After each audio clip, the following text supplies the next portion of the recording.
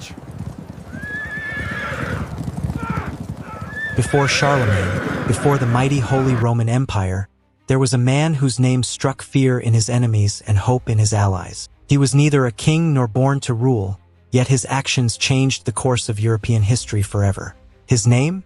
Charles Martel, the Hammer, and in the year 732, he would stand between a conquering empire and the heart of Europe, in a battle whose outcome would shape the destiny of an entire continent. Charles's story begins in the late 7th century, in the Frankish realms of Western Europe. Born around 688 AD, he was the illegitimate son of Pepin of Herstal, the powerful mayor of the palace, the real ruler behind the Merovingian kings. His childhood was privileged but politically uncertain. He was trained in the arts of war, the sword, the spear, the lance, schooled in the thunder of hooves and the discipline of military formations. But he had no claim to his father's power. In the ruthless politics of the Franks, bastards were not destined for thrones. That destiny changed abruptly in 714. Pepin died, leaving behind a power vacuum. Pepin's widow, Plectrude, sought to secure control for her own descendants. Viewing Charles as a threat, she had him imprisoned, a political exile before he could even rise. But Charles was no ordinary prisoner. He escaped, gathered loyal warriors, and over the next 4 years waged a relentless campaign to seize power. In the end, Plectrude was defeated and forced into a convent. Charles emerged not only as the unchallenged leader of the Franks, but as a man forged in the fire of political betrayal and military necessity. Even with the throne of the Franks secured, his authority was far from absolute. Powerful nobles from Neustria and Burgundy resisted him, each hoping to carve their own path. Charles answered with diplomacy when possible, and with steel when necessary. Campaign by campaign, he subdued his rivals, reuniting the territories his father once controlled. But while Charles was consolidating his power at home, a far greater storm was brewing to the south. In 711, Muslim forces of the Umayyad Caliphate had crossed from North Africa into the Iberian Peninsula, toppling the Visigothic kingdom in a matter of years. Led by skilled generals and hardened warriors, the Umayyads did not stop at Spain.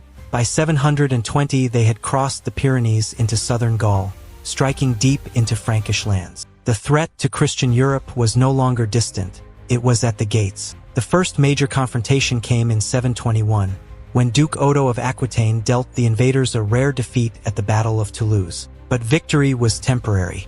The Umayyads regrouped, their eyes fixed on conquering further north. In 732, they returned in force, with an army estimated between 20,000 and 50,000 men, Berber cavalry, Arab lancers, and battle-hardened veterans of decades of conquest. They swept across the Pyrenees, sacked Bordeaux, and crushed Odo's forces at the river Garonne.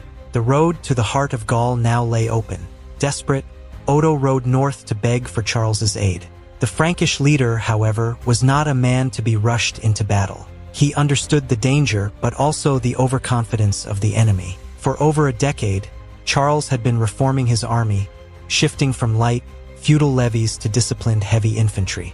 He drilled them in formation fighting, developed a mobile yet solid core of armored warriors, and prepared them for precisely the kind of clash that now threatened Gaul. He would choose the ground, the moment, and the terms. That moment came in October of 732, near the city of Tours. Charles's army, numbering perhaps 15,000 to 30,000, took position on a wooded high ground, directly in the path of the Umayyad advance. He arranged his men into a dense phalanx, shields locked, spears braced, a living wall of iron.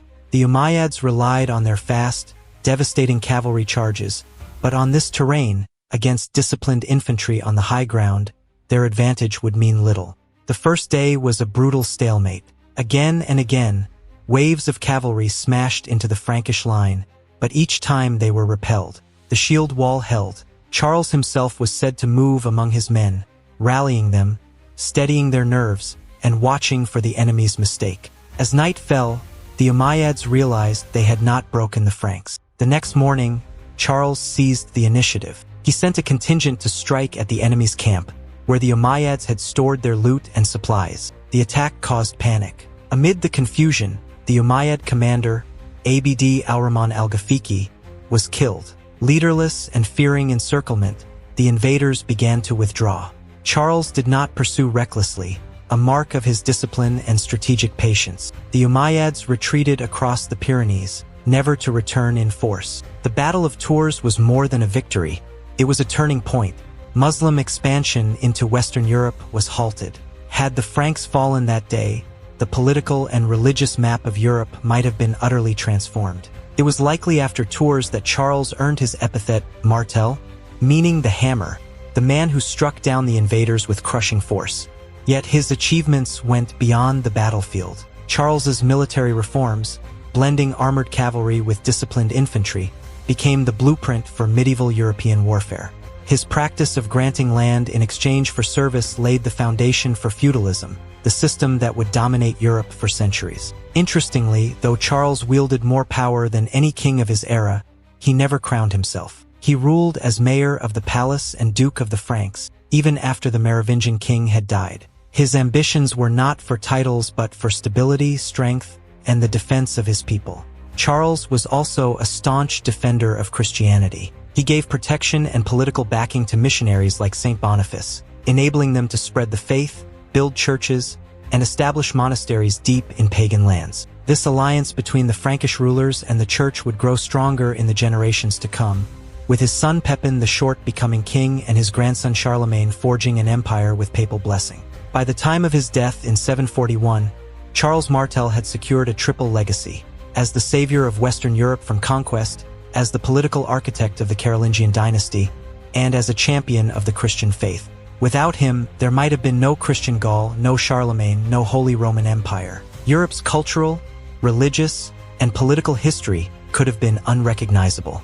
In uncertain times, the course of history often depends on individuals who rise to the challenge, leaders who understand both the sword and the mind, both patience and decisive action. In 732, Charles Martel was that man.